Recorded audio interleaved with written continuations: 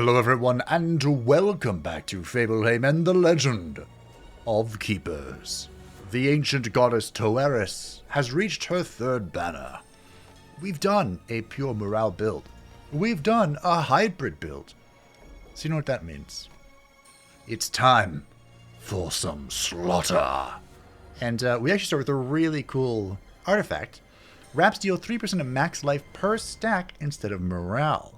So even though we are murdering, we still want some wraps. And as always, we'll begin with high gold gains and low master life. And we begin with a promotion. I see. Now the question is, what do we do? That looks good. Well, what if we just go with Golthor's Zealot? That sounds fun. Did I do this last time? No, I think I went with this one. So Golthor's Zealot. Minus 50 morale. Morale dealt increased by 5% for each sacrifice the sarcophagus is benefiting from. Apply Wrapped 2 to all monsters in the dungeon. Wrap stack on monsters as previous. That sounds familiar. Oh wait, did they randomize? I'm confused, but that's alright. Getting 30% damage taken is extra life. So all these sarcophagi have 3 turns of invulnerability, right?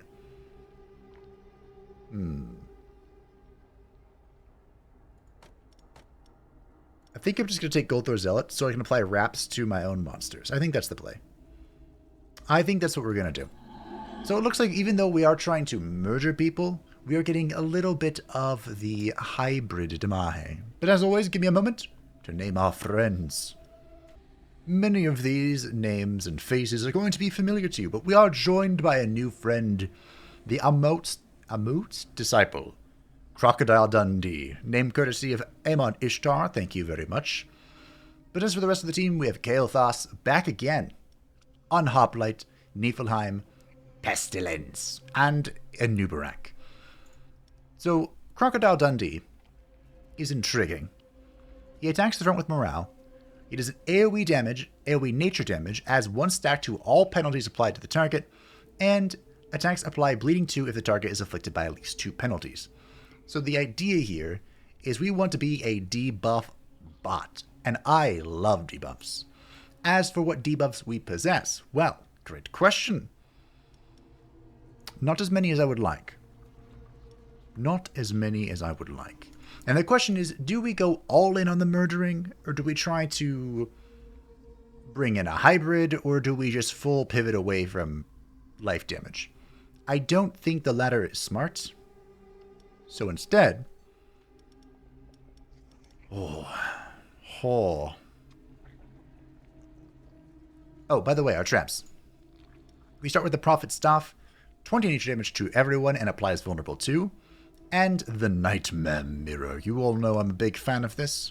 Dealing life or morale damage to targets, whichever is lower, and a lot of it as well. Is this worth leveling up? 30 damage. 3 vulnerability. Maybe? Maybe? That seems like if we don't want to level up anything else, we can level up that. I think I want to use Crocodile Dundee. Mayhaps. I know Enubarak's also a great level up. But we have 350 gold, so is there a character who I can get a double level up on? Absolutely. We can KT and Pestilence. There. Pestilence is a remarkably powerful level up, because of course that gives him dodge. Dodge is good. With 50 gold left. The Workers' Union has made a request, an anonymous suggestion box for the employees. Even if they cannot write, this simple gesture will boost morale. They do not need to know that the suggestion box will empty straight into the trash. We do not require motivation. 3 trainers back to back to back, huh? A shifty-looking supplier is offering you some human thighs to feed your employees at a discount price. They do not look or smell particularly fresh, but you know that management would grant you a sweet salary bonus for reducing overheads. That is not a lot of gold for this event, but I am going to take it. And we might as well rip the penalty right now. Oh, that is not much profit. The off-smelling human thighs you accepted were served in the canteen, and some of your employees got food poisoning. There is a solution to heal them, but it is prohibitively expensive.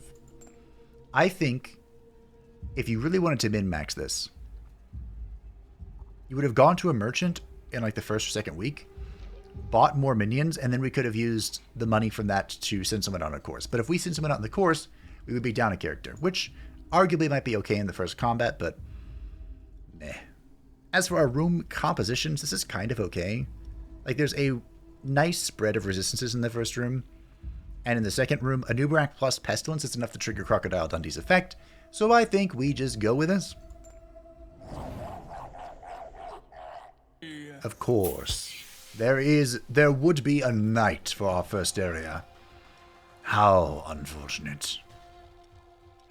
This also would have been a really great spot to have,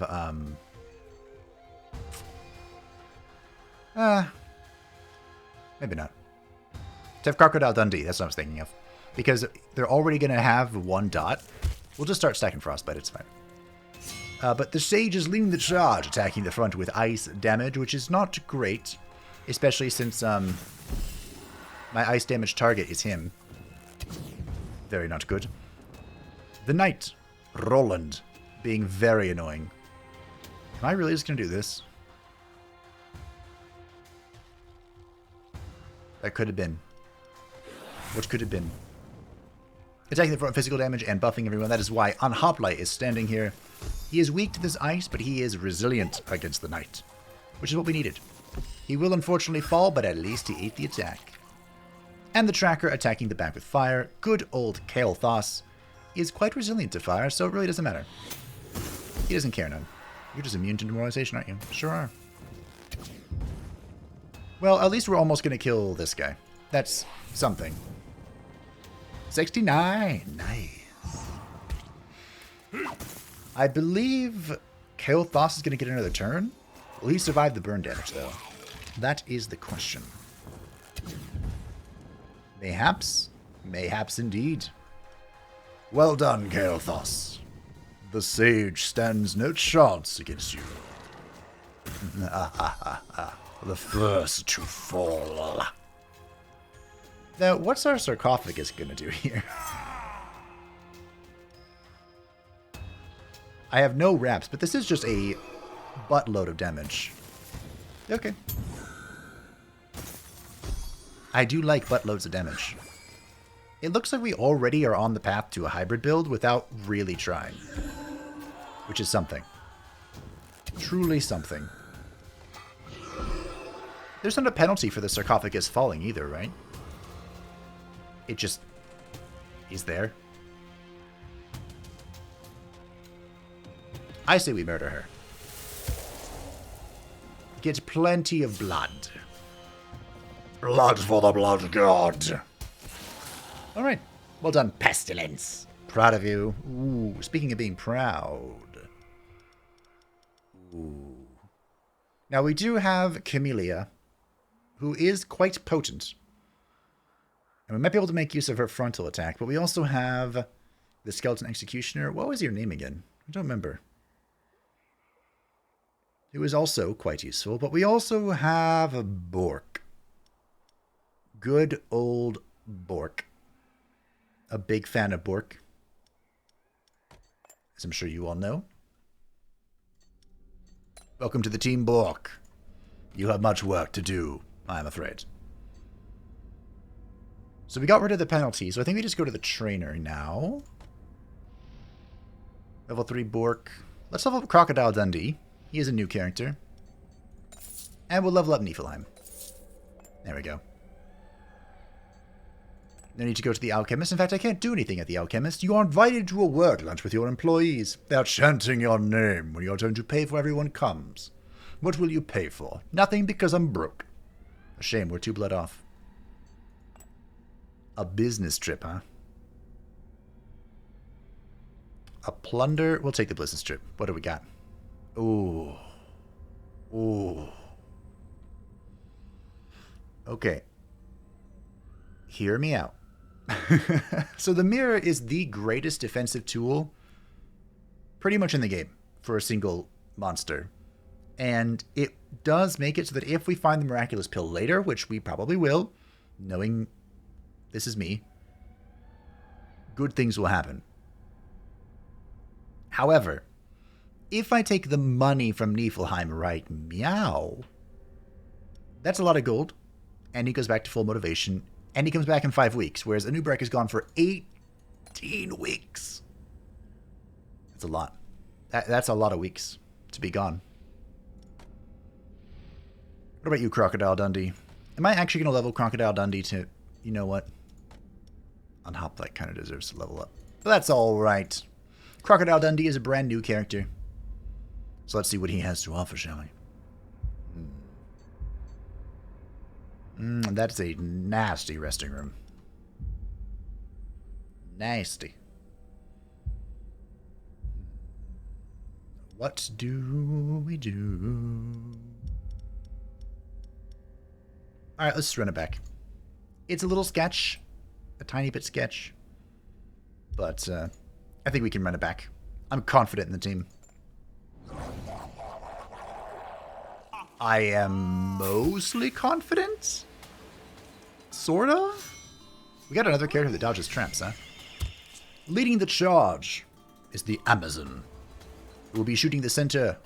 Oh, look at that damage. With nature damage. We, of course, have Unhoplite there to tank it like a pro. Joined by the Scholar, attacking the front with fire, and Kael'thas cares not for fire. It's all very good. And last but not least, bringing up the rear is the Hellbringer, attacking the back with ice damage. And for once, not having that weird passive AoE thing. Farewell. The first to fall. You served me well, Bork. I'm proud of you. Yep, that's not going to do anything to hurt. Not going to do anything to her at all. Alright, she ignored the first attack. No problemo. Alright. That, again, wasn't terrible. We got rid of one character. The mirror shall activate. Kind of did what the backwards of what I needed. Ah, well. I might... So I have 3 attacks, right?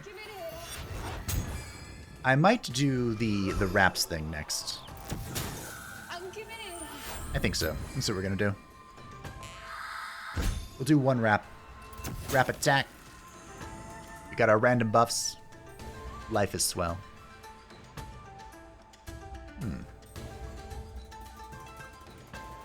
Sure. Let's get some debuffs rolling. That are going to instantly be purged. Okay, great. Yep, I remembered. That might have been an instance for Goldthor's Blessing to get more wraps and buffs and stuff. In fact, I'm pretty sure that was the play. Now, I'm going to use Toxic Volley here, not because I think it's better, but because... Oh.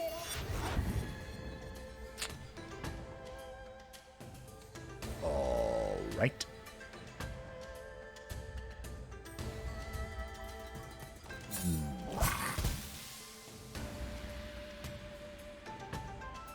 But because I think that I wanted the poison debuff, but apparently it's not going to stay, so I might as well just shoot the Hellbringer in the back.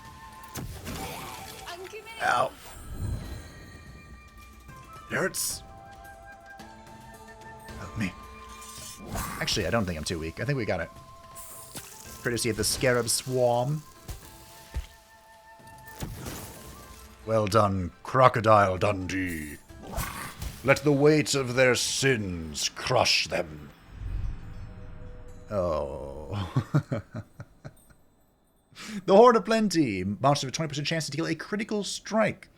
I've talked about this before, but does anyone else feel like the Horde of Plenty doesn't do much? Is it just me? Could just be me. The Homeopathic Poison. Heroes with less than 50% of their max morale lose 30 to all resistance.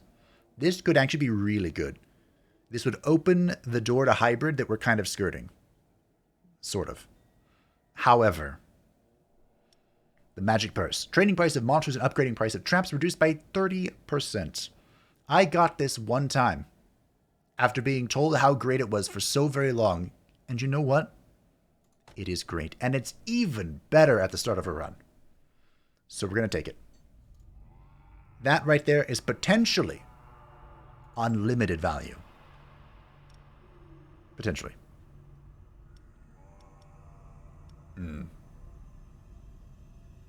I kind of want Enigma. Is that strange? We're going to pick up Enigma. Of course. Enigma will join us. I kind of ignored the Sphinx last time, so... Ah, by chance, you meet a tamer traveling through the region and looking for some work. This traveler offers to train one of your employees at half price. If you have the right employee in your employ, you could even negotiate for him to do it for free. I would love to. To be fair, that was only 75 gold off, so it's not like the end of the world. And... wow. More events. The cleaning goblin comes to see you, weeping. Zluby, his pet stick insect, died in a mopping accident. Will you take Zluby to the resurrection room to harvest the goblin's joyful cheers? Sell the corpse to a gourmet chef or organize a funeral. This is now the second time I've gotten this event and not been able to afford 40 tiers. We'll take the 20. We'll also take this freebie therapist. Just so everyone's nice and happy. I could extend it. Do we want to extend it? Nah. Freebie. And now, we think. It's time for the big think. You know what else we could use? That'd be freaking hilarious. Mammon's Bridget Bone. Another Mammon's Bridget Bone would be hilarious. I mean, this is okay. It's fine. Enigma and Crocodile Dundee synergize really well together. Remarkably well together. That well together? We could even swap rooms here real quick. How fast are you? 60? 60. Oh, great. What determines who goes first if they're both 60? Is it just a roll of the die? I'm going to try this. See if we can spread out that motivation loss. Oh dear. I believe, though. I believe. I am beginning to have doubts. In a strange turn of events, we actually are kind of lucky. Because we swapped the rooms, we will not be triggering the Necromancer's passive effect, which gives her enrage when she loses morale. We're not doing that today. Well, until later. So I'm not really sure how this is going to go. But allow me to introduce the team. We are fighting the sorceress who leads the charge, dealing air to the front. The Necromancer, who is the bane of all existences, and the Amajahagan attacking the back with air. The Necromancer attacks the back with ice and gains strength when losing morale. Can you tank one of these hits? You can! Well done, well done. Now, Pestilence is up front because he has a whopping 50% air resistance, and it is beautiful. While in the front, all of his poisons stack one more time, so we can do the AoE poison thing and it will actually stick. Unfortunately, Crocodile Dundee has fallen.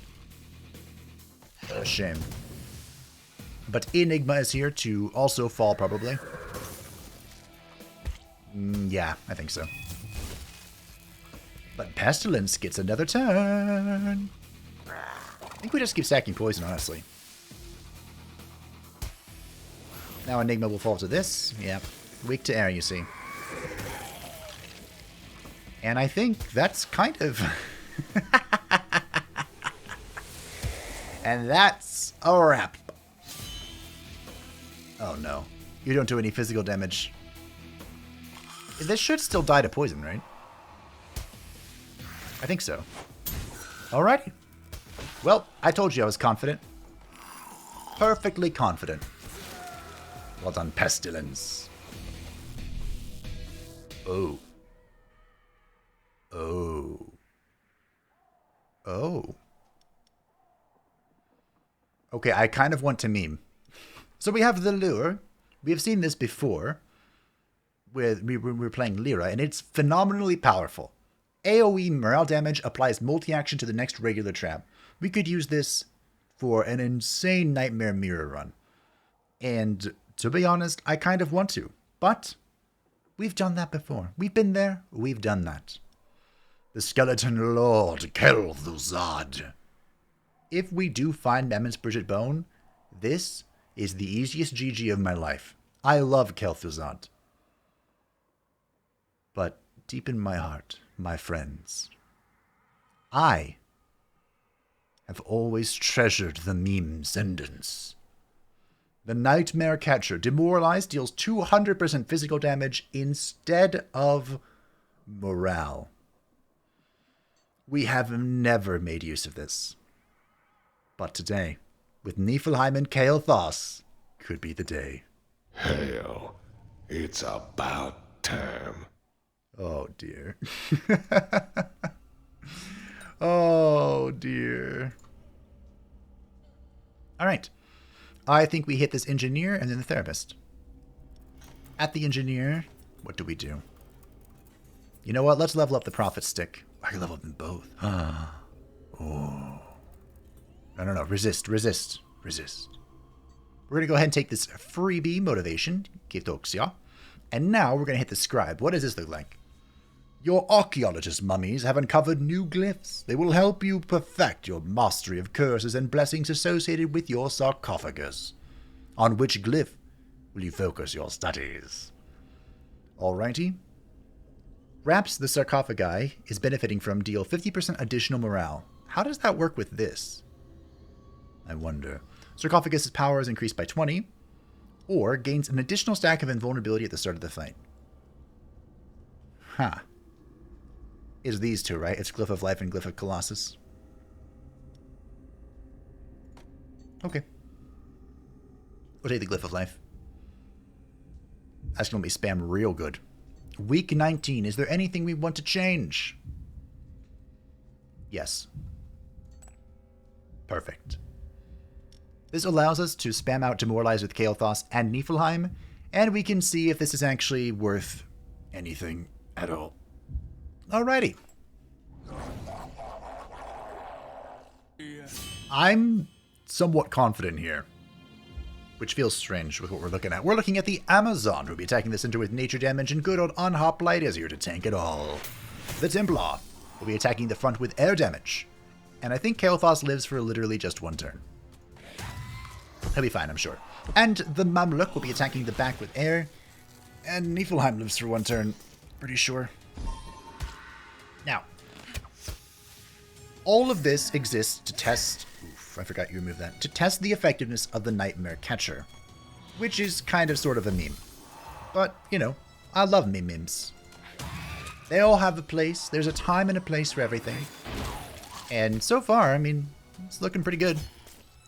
So this is physical damage, right? Oh. I mean, it's not bad. That is not bad. We have the Nightmare Mirror in place. Are you going to kill that?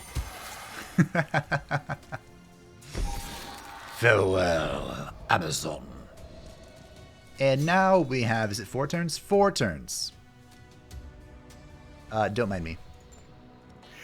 I'm just going to triple speed this. 4 turns of me sitting here spamming this button. Well, I certainly hope you're all having a fantastic day, enjoying The Legend of Keepers. We began a new series on the channel, Alcor's Journey in Elden Ring. I've been thinking about that for so very long, so I'm glad it's finally begun, and I hope you're all looking forward to the story I would like to tell, and just faffing about in general. That's always the fun of Elden Ring, eh? The main reason I went with the Glyph of Life here was because I just pressed 4... Wait, was this demoralization count too? I just pressed the +2 wraps 4 times. And remember, for each stack of wraps, thanks to our talents, our monsters get 3% damage. Which doesn't sound like much, but I assure you, it will add up. Stomp him. Come on, Crocodile Dundee. Bring him to the land down under. I don't have an Australian accent. I don't know how to do it. Well, they have plenty of debuffs. Plenty of debuffs indeed. A new Barak is actually quite tanky against this air damage, which is why Enigma's not here, unfortunately. I wanted it, you know. The weight of your sins. Can I make an Undertale reference out of that? Maybe. It's been a while since I've seen anything Undertale related. But hey, we did it. Easy. So we got +10 armor. What is our armor? This will bring it to 0, I think. This is presumably an AoE effect for when she's fighting. Okay. She has never fought yet. I'm proud of that. So, in honor of never fighting, and the hopes that we never have to, let's upgrade Gulthor's Blessing. And trainer. I said we go trainer. I love trainers. And Crocodile Dundee is going to level 4. Well done, Crocodile. Now, with our 299 gold... Oh, everything is so cheap. It's beautiful. We can level up. I kind of want to level up Kael'thas and Niflheim. Can I do that? I sure can. Because I'm using them as demoralization bots. And it feels so good. Let's see. What do we want to do? We could go to the seminar here. We do have 71 blood. Alright. Sure thing. The monstrous resources manager feels that your employees are at the end of their rope. As such, she is suggesting you different activities to stimulate them. Deal 5 damage on attack. Not bad, not bad. That would bring us really low on tiers. Shell is also pretty good. We could just do Shell. I do like Shell.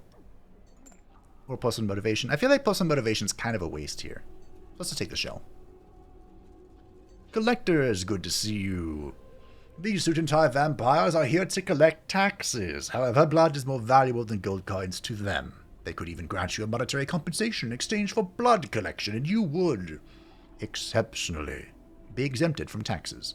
135 life lost if we offer life. It was pointed out to me. Thank you. I'm sorry I don't remember who, what your name was, but someone let me know that as the goddess, I can still offer my life. Whenever the warning sign pops up, it just means I don't have enough blood to pay. Thank you for that. I was curious. I remembered. Anyway, we have blood this time, so we're going to take that money. And we can rip this course, sure. As long as it doesn't hit you, or you. I'd go on a branch to assume that it cannot. You have received a letter from Monster Training Center offering to train one of your employees for a large amount of gold. The training would take 8 weeks. Farewell, Unhoplite. You'll do me proud, I know. I know. Now, there is an engineer here. And artifacts usually don't give us much money, but with the magic purse, I think this will be enough. So here we go. Are we confident with this? Are we good? We clean? Ah, ooh, he, ooh, ah. What a sketchy team. I love it. Let's embrace the sketch. This is a team where the Nightmare Catcher is actually very unfortunate for us. This is a team that has twice as much health as they do morale. So even with our little tiny morale damage, we could have just made them run away without much effort. However, because of the Nightmare Catcher and the fact that we have kind of sort of really committed to this, damage is our only hope. Leading the charge is the Sage. Da Wu. They even... The Great Wu. Yeah, that. Dealing ice damage to the front, which Niflheim tanked like a champion with Bork's blessing. The Knight, King Arthur. But what is a king before a god?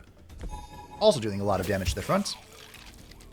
And the Valkyrie, leading, topping it all off with AoE air damage. She's not leading, she's in the back. She's the caboose of this. The caboose of this team. Well, we applied as many demoralization stacks as we could. The bad news, there's bad and good news. The good news is that, courtesy of this lovely thing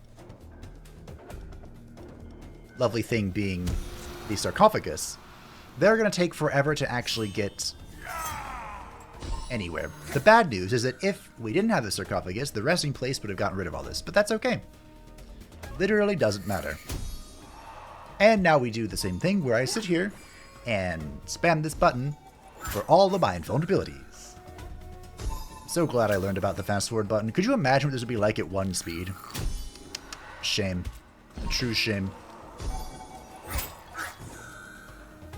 Actually, it looks like we're just going to win here. Flee, you cards, you craven dogs.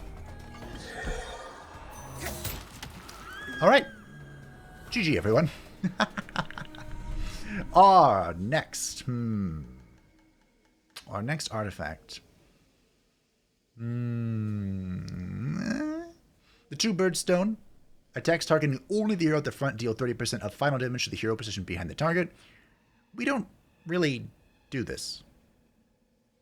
Like, the only attack I've used that attacked just the front is Kael'thas's burn thing. That's it. And we're using him as a demoralization bot, so I don't know about this. The Philosopher's Stone. The Alchemist can transmute 150% additional gold. Blood and Tears can be transmuted equivalently. I do like the Philosopher's Stone, but I feel like the Philosopher's Stone and the Magic Purse fill a similar niche. They both just give you more resources. And ladies and gentlemen, I don't feel like I need more resources. I feel pretty confident. So we might as well take the Winged Boots. Monsters placed at the front gain 40 speed.